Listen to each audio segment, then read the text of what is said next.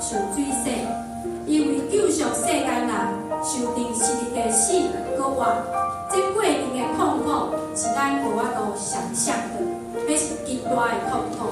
咱是一群受拣选的人，上帝讲，拣选不是出自人的意思，乃是出自慈悲的上帝。